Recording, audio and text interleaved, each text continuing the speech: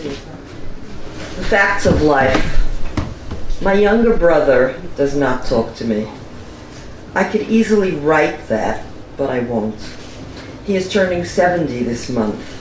I will not attend the festivities. The most vivid recollection of my childhood was late August 1948.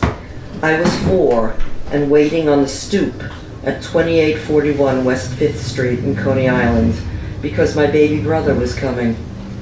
My father was bringing him and my mother home in his brand new car, our very first. We had no phone, there was no television, barely any furniture, but now we were getting a car and a new baby all swaddled into one. My big sister Rebecca, my brother Joel, and I stood on the steps with Grandma. Rebecca was angry.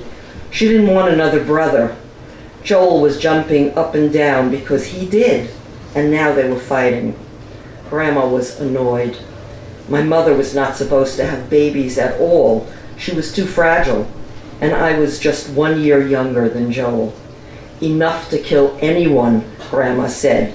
She fell apart when you were born and your daddy left for Korea. It was just too much.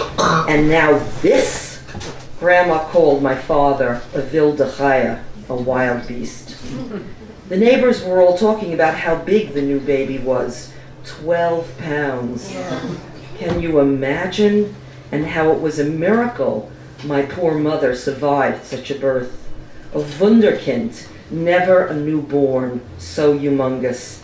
And then he arrived, and everyone said he was the most beautiful child they had ever seen. The car glowed like a hot coal in the sun, with smoldering red leather seats. It smelled like new shoes, and then my memory goes blank. Nothing, as if I disappeared. My father yelled, and my cat Fluffy left the house when he came home. Pure white, she had one green and one brown eye, and was soft like a cloud resting in my arms. I roamed the streets searching the lot next door for bottle caps and broken colored glass for my treasure box. My friend Rocky at the bus barn across the street gave me that tin box. I snuck over there every single day to sit on his lap. I asked him if I was fat.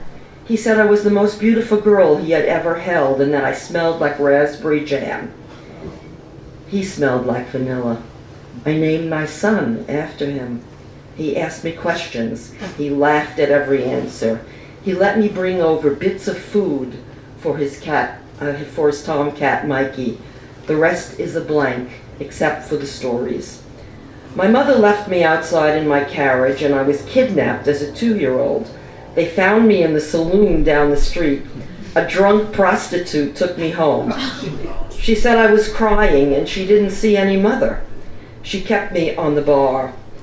I fell off a ladder when I was 2.5. My mom put me there to wash the dishes. I was unconscious for a full day. My mother splashed paint in my eye when she was painting the ceiling with me on the floor. She thought I'd be blind. She said she didn't remember I was there. I was that quiet. A tree falls and no one notices, and a child grows up in its shadow.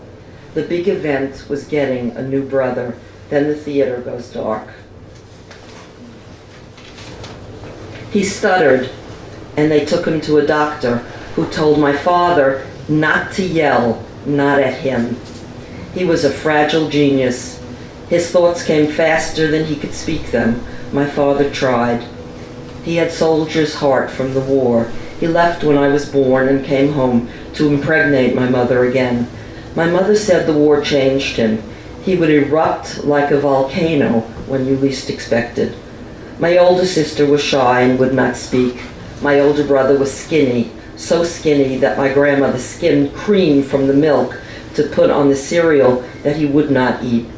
I ate, I talked a lot, and I played hit the penny like there was no tomorrow. But I had migraines. They left me in a dark room with a wet rag on my head. My father called me Sarah Bernhardt. My father called me Fatso. He did not like that I stayed with Grandma so much. Fluffy and I kept to ourselves somewhere outside, and then we had supper with Grandma. 4 siblings, 3 psychoanalysts, and 1 psychiatric nurse. My brother wrote books. Joel wrote about emotional child abuse. The younger one wrote articles about the coat of many colors in Joseph. Then he wrote a book about edible paradigms, whatever that means. I said it was unreadable. I could reverse that, but I won't. I wrote a book I did not publish about a ghost. I opened a restaurant. I called it The Fat Lady. It was a love letter to my father to say, "Dad, it's okay." But I won't write a letter to my brother, not even a card.